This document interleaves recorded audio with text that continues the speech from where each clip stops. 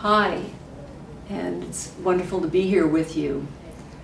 I have something special I'd like to share with you on this Memorial Day, and it's a special story about my father.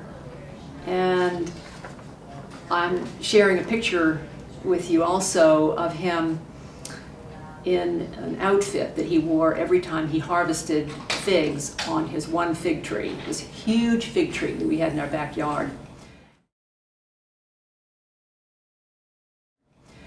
And every year he had the harvesting of the figs. He was a chemical operator, so he was very precise about how he harvested the figs and worked toward making the jam. And we all looked really forward to that. What was wonderful about it is that he did this for 40 years, every year for 40 years. And the year that he died, what really struck me was the tree died too. That huge tree. We couldn't save it. It just deteriorated. And I was really, really struck by that.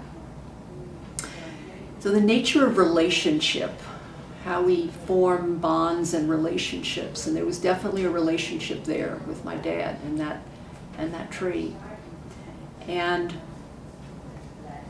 the other piece, when I really look at, sharing something very special with you, that, what is it that builds us? What is it that has us be who we are?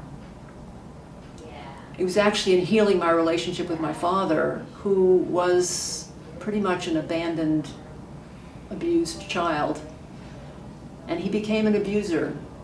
And it was in my doing my own work, my own personal growth work, and in just working with him and healing our relationship over time, that I really moved through huge places in my own life, a willingness to let go of perceptions that I had about him, and also a deep compassion that opened up the possibility of a magical relationship with my husband.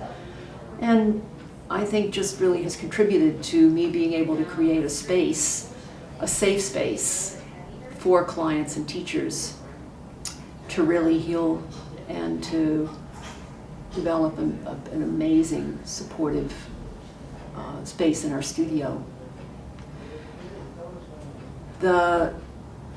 So how do we continue to mine that way of relating to ourselves,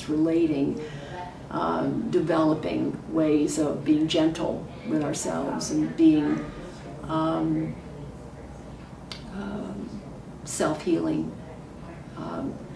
I have a beautiful quote that I'd like to share with you by Rainer Maria Rilke. It says, "We have no reason to harbor any mistrust against our world, for it is not against us. If it has terrors, they are our terrors. If it has abysses, those abysses belong to us. If there are dangers, we must try to love them. And only if we could arrange our lives in accordance with the principle that tells us that we must always trust in the difficult, then what now appears to us to be alien will become our most intimate and trusted experience. How can we forget those ancient myths that stand in the beginning of all races? The myths about dragons, that at the last moment are transformed into princesses. Perhaps all the dragons in our lives are only princesses waiting for us to act just once with beauty and courage. Perhaps everything that frightens us is, in its deepest essence, something helpless that wants our love. So you must not be frightened if a sadness arises before you, larger than any you've ever seen. If an anxiety like light and cloud shadows moves over your hands and everything that you do, you must realize that something has happened to you.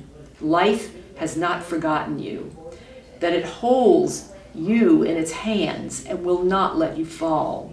Why do you want to shut out of your life any uneasiness, any misery, or any depression? For after all, you do not know what work these conditions are doing inside you. You know, when I really look at what's grown me as a teacher and as a person, it's really that willingness to go into the places that I was most afraid, where I was most resistant. Like I said with my father, I knew who he was, I didn't want to heal anything, but then I began to do my own work, and what occurred was actually I fell in love with him out of seeing his life and seeing the person he really was inside of his actions. And it just transformed our relationship, both of us, and we healed that before he died. And that fire, that burning through, has given me a real sense of depth of healing. You know, I see so much that healing, real healing, happens on the level of moving through our fears, moving through those places that we don't know. We just don't know what we don't know. So thank you so much. Thank you for this opportunity to be together in this intimate way and to share our lives and to grow together and to discover and collaborate. I look forward to hearing from you. I'd love to hear your experiences. What's grown you?